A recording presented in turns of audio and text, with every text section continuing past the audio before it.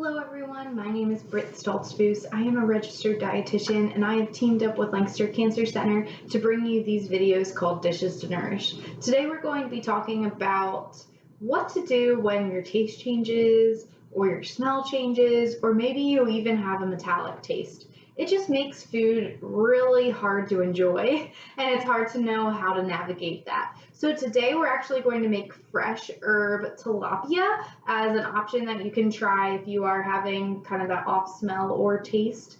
But I'm also going to provide other tips that you can do as well. So if you are struggling with just that kind of bad taste, bad smell, even that metallic taste that you're getting, there are some things you can try. Keeping your mouth clean with mints, gum, toothbrush, all of those different things can be really helpful to make sure that it's clean and it's not like residual from previous meals or maybe even something you ate earlier that day. Also, you can try citrus things as long as you do not have a sore throat. You can do citrus to add flavor like lemon or orange, that lime, all of those things add a really great flavor.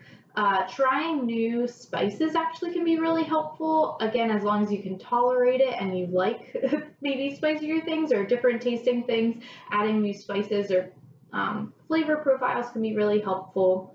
Trying to use some more mild options for protein, whether it's like beans or even like tofu, but you can use fish or chicken as a more mild protein option, and also thinking about how you are even preparing the food. So sometimes if you're having issues with smell, preparing the food can really throw everything off. So making sure that you maybe ask people in your life to prepare food if that is an issue, or maybe choosing things that don't really need to be cooked or could be prepped pretty easily can be another option.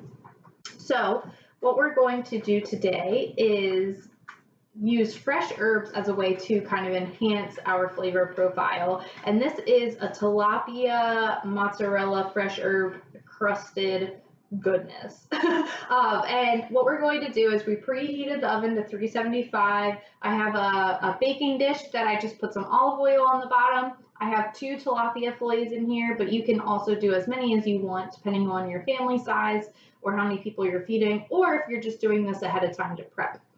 I picked some herbs from my garden this morning because it's that wonderful time of year. So I am using dill and parsley in this, but you could also even add like a rosemary if you want more of that Italian kind of like seasoning flair. But I love dill as something to add for just that flavor pop. You can also add citrus, like I mentioned, which we have some lemon juice, 1/4 of a cup of lemon juice that I'm going to throw in there. I chopped up about 1/4 of a cup of dill and 1/4 of a cup of fresh parsley for my 2 tilapia pieces. If you don't like that many herbs, you can cut back. You can always increase it as well. I am going to add 1/4 of a cup of mozzarella, and then I'm going to add 1/4 of a cup of breadcrumbs, and I'm going to mix it all up.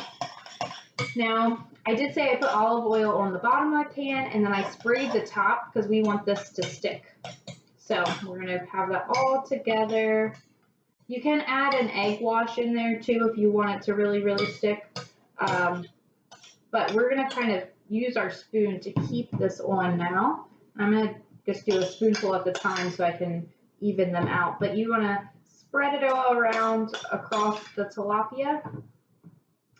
And then you're patting it down. So I'm using my spoon right now, but you can pat it down with your fingers as well, making sure it kind of sticks to that top of the surface. And that's where the cheese is really helpful in this recipe, because it's going to help kind of have those herbs stick to the top and have that nice panko, so it has kind of that breaded feel as well. It's a little bit more filling.